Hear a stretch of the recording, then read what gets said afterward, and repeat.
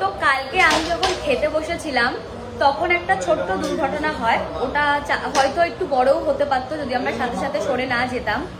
তো যখন আমি খেতে বসেছিলাম, এই যে প্রাচেতা আমার কাছে সদ্য এসে বসেছে ভিডিও করবে বলে, আর ক্যামেরাটা সদ্য মানে জাস্ট অন হলো, তার একটুখানি জাস্ট অন করেছে দাদা, তার একটুখানি আগে পাখাটার মানে কি হয়েছে, আগুনটাকে একটুখানি ফুলকি পড়েছে, ওটা মানে আগুনে, হ্যাঁ মানে শর্ট সার্কিট হয়ে গেছে। কিছু কিছু পাবলিক এটা বলছে এআই জিমিনি দিয়ে করা, আমি বুঝে পাই না মানে। তারপরেও কিন্তু আমি অনেক ভিডিও ছেড়েছি যে উঠে চলে যাওয়ার পরে আমার ক্যামেরায় তো ছিল না, শুধু তোমার ক্যামেরাতেই ছিল, তোমার থেকে নিয়ে আমার ওটা আপলোড করা। যাই হোক, কিছু কিছু মানুষ আগে পরের ভিডিও কিন্তু দেখে নিয়েছে, যেটা আমি আপলোড করেছি যে আমরা ভয় পেয়ে উঠে গেছিলাম, তারপরে সবাই ভয় পেয়ে গেছিল। ওই ভিডিওগুলো না দেখে ওই একটা ভিডিওর মধ্যে কমেন্ট করছে, আর তোমার ভিডিওর মধ্যেও কমেন্ট করছে এটা জিমিনি দিয়ে করা।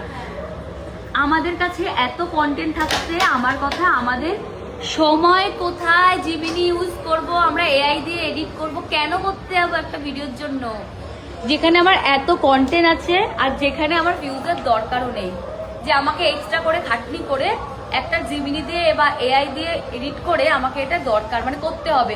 আমি তো চাইলে অন্য কিছুও ভিডিও থাকতে পারি, তাই না? আমাদের কি দরকার এটা করার?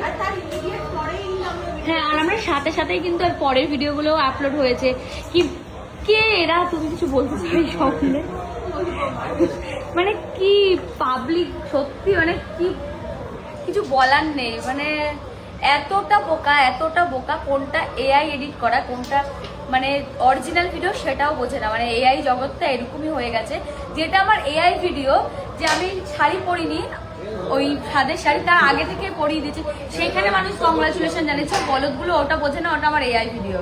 মানে সত্যি আর কোনো মানে বলার ভাষা নেই।